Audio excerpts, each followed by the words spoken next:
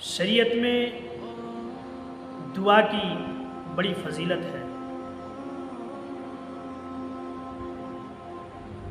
قرآن و حدیث کے مطالعہ سے معلوم ہوتا ہے کہ دعا کتنی اہم چیز ہے۔ ایک بندہ اپنے رب سے جب دعا کرتا ہے تو اللہ تعالیٰ بڑا خوش ہوتا ہے۔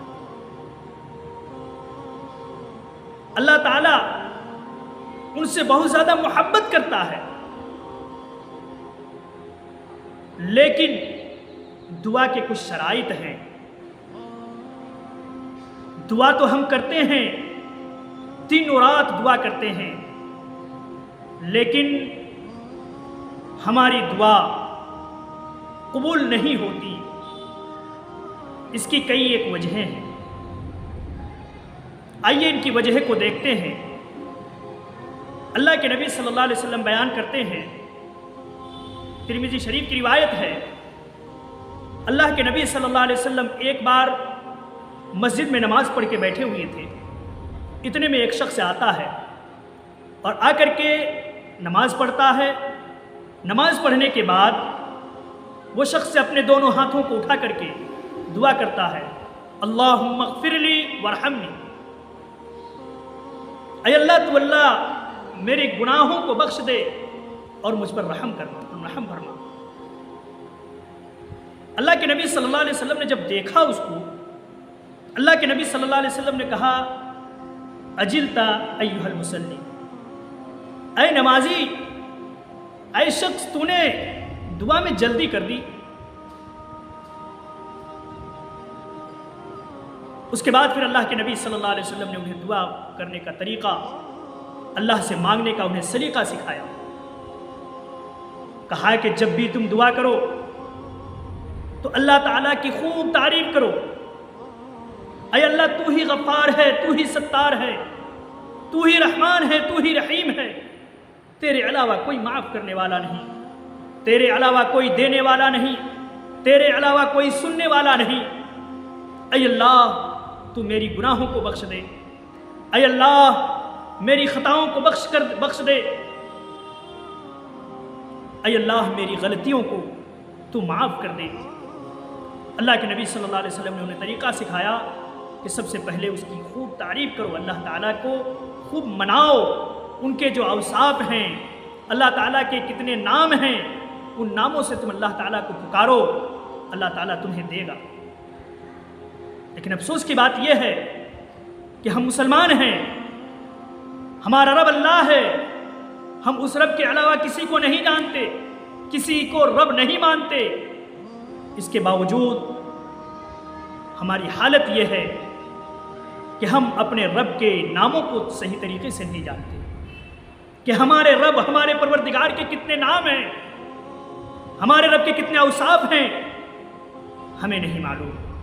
اس کے بعد پھر اللہ کے نبی صلی اللہ علیہ وسلم اس شخص سے فرماتے ہیں کہ جب اللہ کی خوب تعریف کر چکو، اس کے بعد تم مجھ پر درود بھیجو، اور جب تم مجھ پر درود بھیج چکو، اس کے بعد پھر تم اللہ کو منانے کے لیے اپنے دونوں ہاتھوں کو اوپر کرو، اللہ تعالیٰ تمہاری دعا کو ضرور قبول کرے گا۔ اتنے میں ایک شخص پھر آتا ہے، آ کر کے وہ نماز پڑھتا ہے۔ نماز پڑھنے کے بعد وہ اللہ تعالیٰ کی خوب تعریف کرتا ہے اور نبی صلی اللہ علیہ وسلم پر پھر وہ درود بھیجتا ہے۔ اس کے بعد پھر وہ شخص اللہ تعالیٰ سے مانگتا ہے۔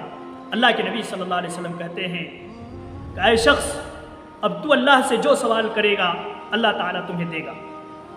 یہ ہے دعا کرنے کے آداب، یہ ہے دعا کرنے کے طریقے۔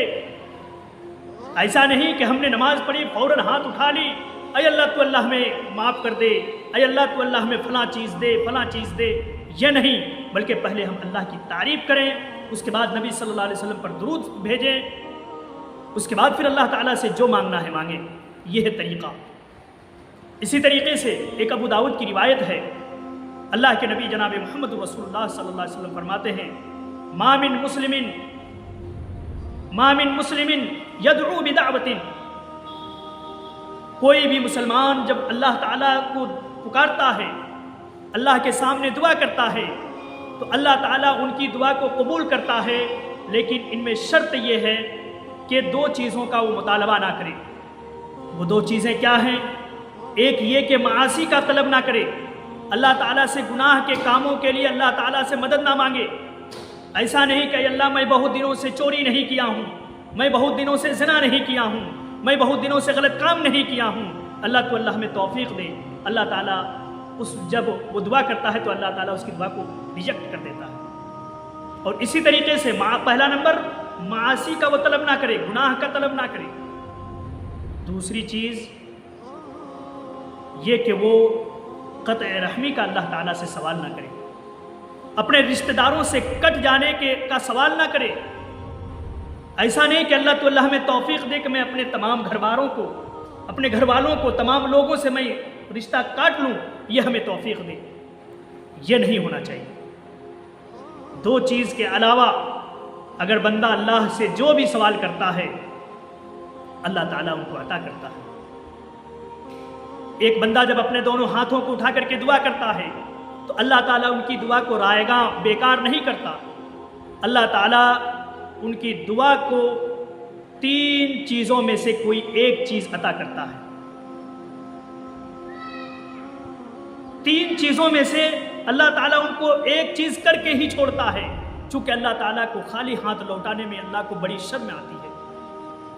اللہ تعالیٰ نہیں چاہتا کہ میرا بندہ میرے سامنے ہاتھ پھیلایا ہو اور میں ان کو ایسے خالی یوں ہی لوٹا دوں، نہیں، بلکہ ہم جو دعا کرتے ہیں طریقے سے اگر دعا کرتے ہیں تو اللہ تعالیٰ وہ دعا ہو سکے کہ فوراً قبول کر کے جس چیز کا ہم اللہ سے مطالبہ کرتے ہیں، جو چیز مانگتے ہیں، اللہ تعالیٰ وہ بالفور قبول کر لیتا ہے اور وہ چیز ہمیں بالفور ہمیں عطا کرتا ہے، ہمیں وہ چیز ہمیں فوراً دے دیتا ہے۔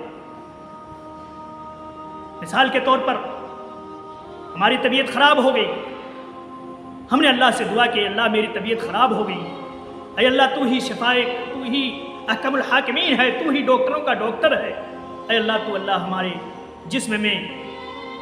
جسم کو شفا دے، اے اللہ ہماری بیماری کو دور کر دے۔ اللہ تعالیٰ اس کو جب کر دیتا ہے بالفور ہو سکے کر دے، اس کے 1 دن بعد 2 دن بعد کچھ منٹ کچھ گھنٹوں کے بعد اگر یہ محسوس کرتا ہے کہ اب میرا بخار میرے جسم سے بیماری دور ہو گئی ہے تو یہ سمجھ لیجئے کہ میری دعا کی قبول ہو چکی ہے اور اللہ تعالیٰ یہ بالفور ہمیں یہ دعا سن لی ہے اللہ تعالیٰ نے، اور یہ اس کا بالفور اللہ تعالیٰ نے ہمیں ان کا رزلٹ، ان کا نتیجہ ہمیں دے دیا۔ اسی طریقے سے دوسری چیز اللہ تعالیٰ یہ کرتا ہے کہ ہم جو دعا کرتے ہیں اے اللہ ہمیں مال چاہیے، ہمیں دولت چاہیے، اگر اللہ تعالیٰ کو معلوم ہے کہ اس کو اگر ہم دنیا میں اگر دولت ہم نے دے دی، ان کو اگر فلاں چیز دے دی تو یہ ہم سے دور ہو جائے گا، ان کی محبت ہم سے دور ہو جائے گی اور یہ اس مال کے چکر میں ہمیں بھول جائے گا۔ اس لیے کیا کرتا ہے اللہ تعالیٰ، جو بندہ دعا کرتا ہے اس دعا کو کل قیامت کے لیے اس کے نام اعمال میں ایک ذخیرہ بنا دیتا ہے، ان کو رکھ دیتا ہے۔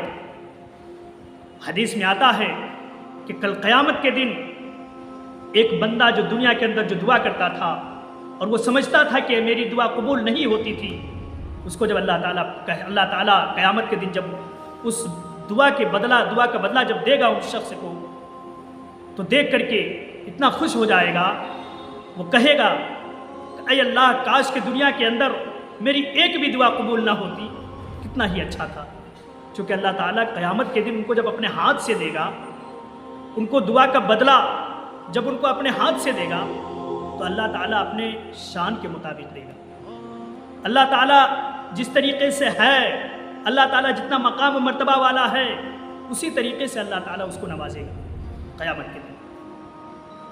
یا تو تیسری چیز یہ ہے، پہلی چیز اللہ تعالیٰ بالفور ہمیں وہ عطا کر دیتا ہے، دوسری چیز وہ دعا ہمارے لیے قیامت کے لیے ایک ذخیرہ بن کر کے تیار رہتی ہے وہ دعا، اور تیسری چیز یہ ہے کہ جب ہم پر کوئی مصیبت آنے والی ہوتی ہے، ہم پر بڑی پریشانیاں آنے والی ہوتی ہیں، تو یہ جو ہم نے دعا کی ہے، اللہ کو مانگا ہے، یہ ہم نے جو اپنے ہاتھوں کو اٹھایا ہے، اس ہاتھ کو اٹھانے کی وجہ سے اللہ تعالیٰ ہمارے بڑے بڑے مصائب، بڑی بڑی پریشانیوں کو اللہ تعالیٰ دور ہٹا دیتا ہے۔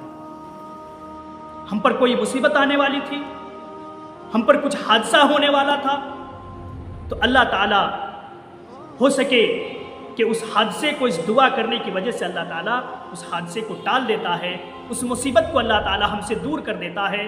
اللہ تعالیٰ ہمیں پریشانیوں سے دوچار کرنے سے پہلے ہی اس پریشانی کو ہٹا دیتا ہے۔ یہ ہے دعا کرنے کی فضیلت۔ اسی لیے ہم یہ نہ سمجھیں کہ ہم نے دعا کی اور ہماری دعا رائے گاہ چلی گئی۔